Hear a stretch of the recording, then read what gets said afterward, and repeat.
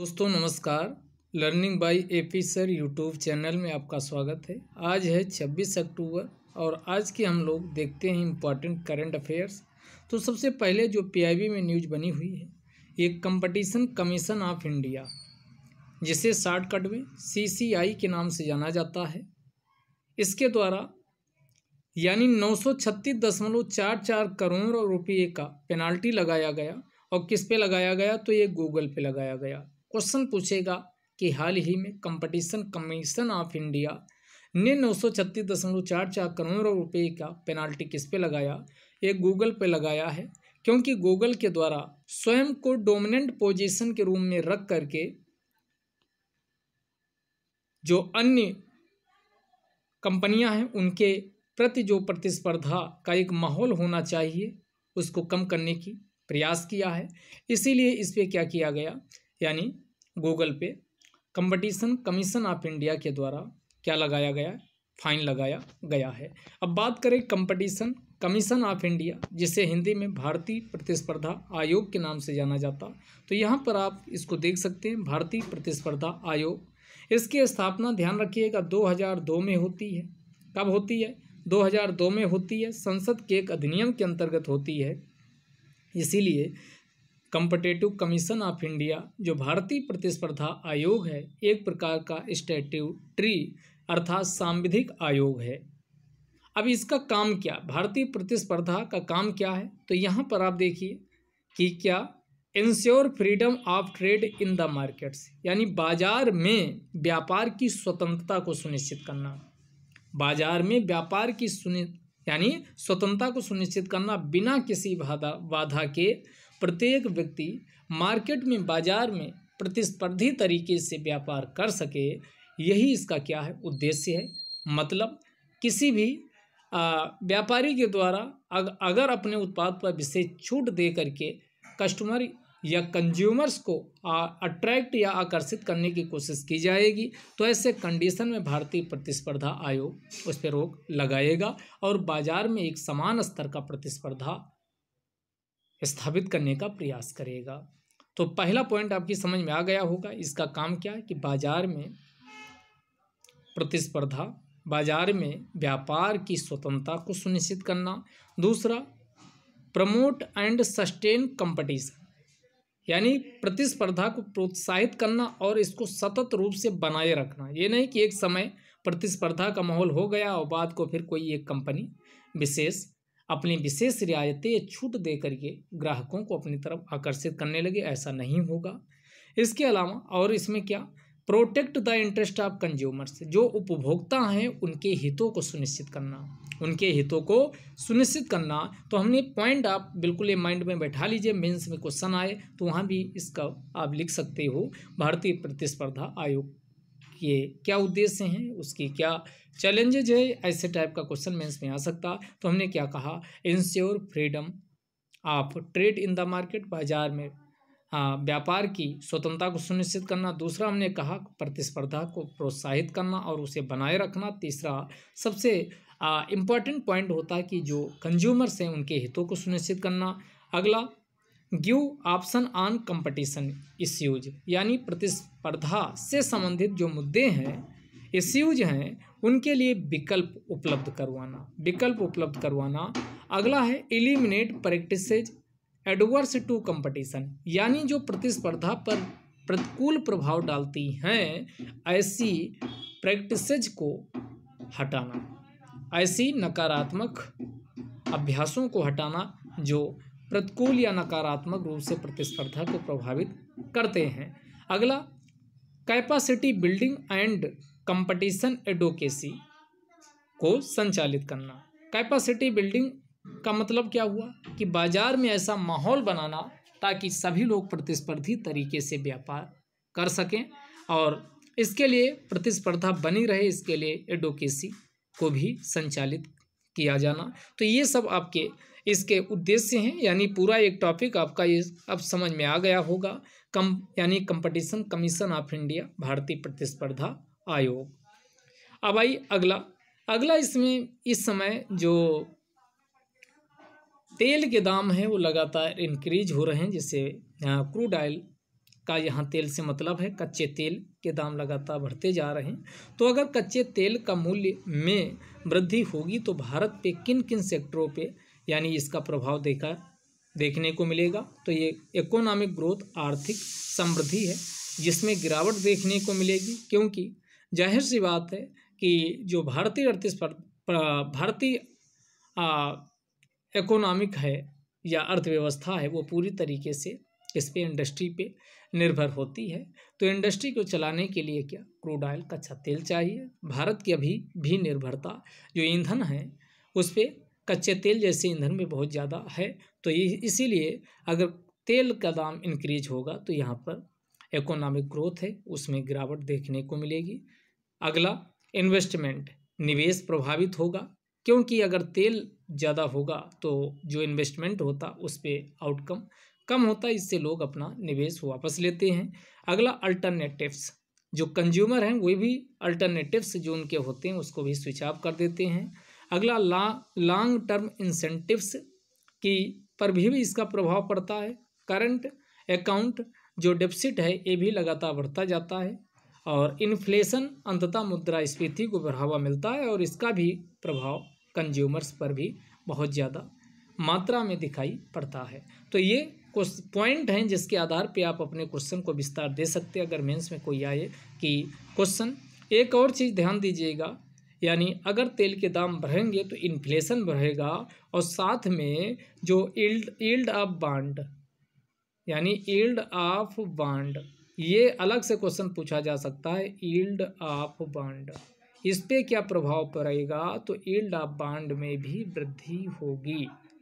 Yield of bond में भी क्या होगी, वृद्धि होगी। तो ये सारे पॉइंट आप शामिल कर सकते हो।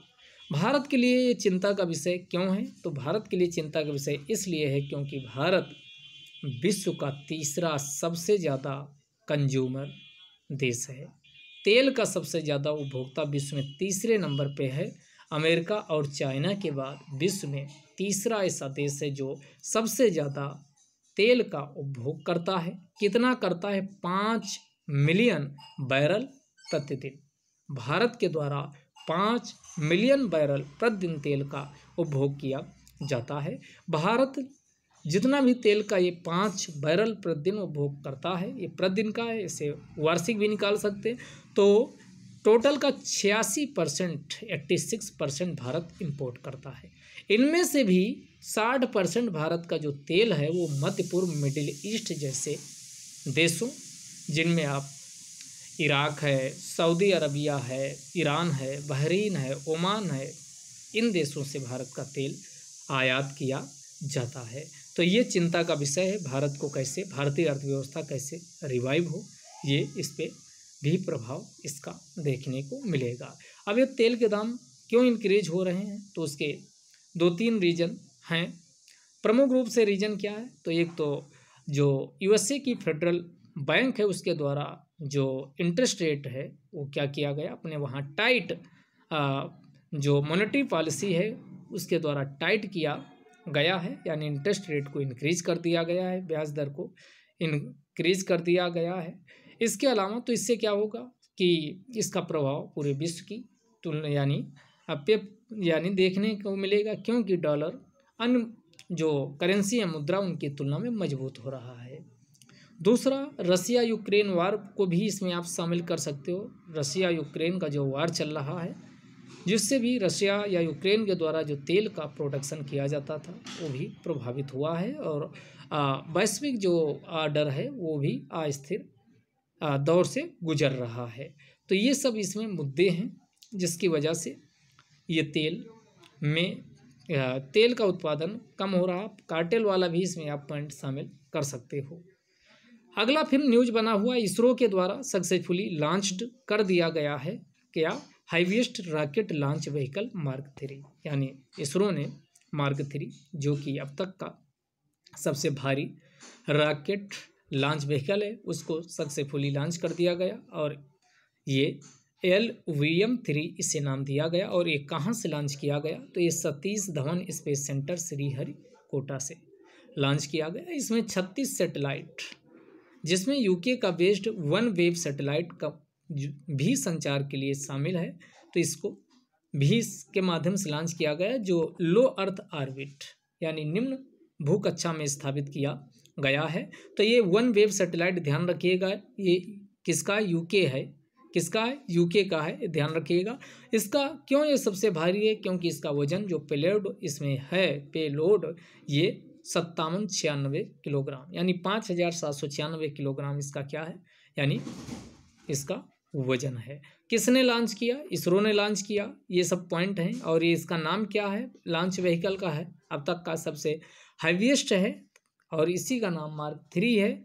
और इसे कहाँ से लॉन्च किया गया, श्रीहरिकोटा से लॉन्च किया गया। और कितने सैटेलाइट इसमें शामिल थे, 36 सैटेलाइट यूके बेस्ड। इसमें वन वेव सैटेलाइट नाम है संचार के लिए, इसको भी इसमें शामिल किया गया। किस कक्षा में स्थापित किया गया, लो अर्थ ऑर्बिट में। कितना वजन है, 5796 किलोग्राम इसका वजन है। तो ये सब पॉइंट हैं जो आपको ध्यान रखना चाहिए। बाकी ये प्रतिस्पर्धा आयोग वाला पीछे हो ही चुका। अगला फिर इंपॉर्टेंट है, एक क्वेश्चन पे आते हैं अगले टॉपिक पे, फॉरेस्ट कंजर्वेशन रूल्स 2022।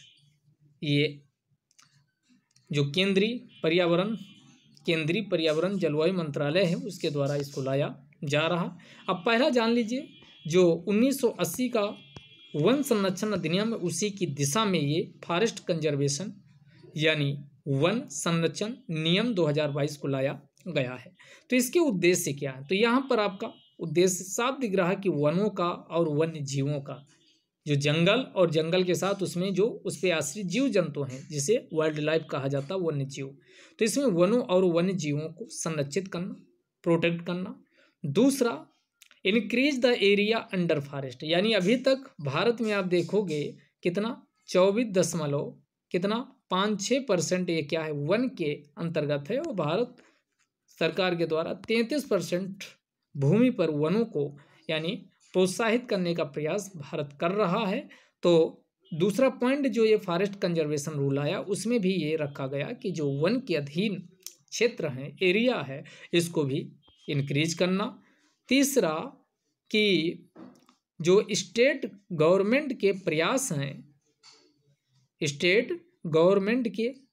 हैं, जो वनों को वन भूमि को डाइवर्ट करते हैं कमर्शियल प्रोजेक्ट के लिए, उस पर भी क्या करना, रोक लगाना। तो ये आपका disused state government attempt to divert forest land for commercial project, क्योंकि स्टेट गवर्नमेंट अपने राज्य के विकास के लिए वनों का सफाया करती है, तो उसको भी रोक लगाने के लिए इसे लाया गया है। तो तीनों ये उद्देश्य आपको पता चल गए होंगे। बाकी कॉमन पॉइंट आप लिख सकते हैं। तो ये वन तथा वन्य जीव को संरक्षित करना, दूसरा वन के अंतर्गत जो भूमि आती है उसको इंक्रीज करना, और तीसरा राज्य सरकार के द्वारा वन भूमि को अन्य उपयोग के लिए जो प्रयास किया जाता है, कमर्शियल प्रोजेक्ट के लिए वन भूमि का उपयोग किए जाने पर भी रोक इसमें लगाई जाएगी। अब इसमें पीछे से क्या परिवर्तन किया गया, नया क्या है इसमें, ये हम देख लेते हैं। तो इसमें जो भी होगा कि प्राइवेट पार्टीज के द्वारा ये कहा जाएगा कि ये वनारोपण वो कर सकते हैं, और कोई भी कंपनी जो पर्यावरण को जिस मात्रा में नुकसान पहुंचाएगी, इन कंपनियों से कंपनसेटरी फॉरेस्टेशन टारगेट को पूरा कर सकती है। यानी मान लीजिए कोई कंपनी ए है, ये आपका वन को संरक्षण की बजाय वन को नुकसान पहुंचा रही, लेकिन यहाँ पर जो प्राइवेट पार्टीज हैं, कोई भी प्राइवेट पार्टी है, मान लो ये टू जेड है, इसने वन रोपर कर रही है।